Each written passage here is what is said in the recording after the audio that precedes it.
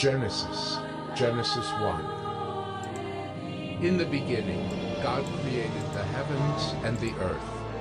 The earth was without form and void, and darkness was over the face of the deep, and the Spirit of God was hovering over the face of the waters.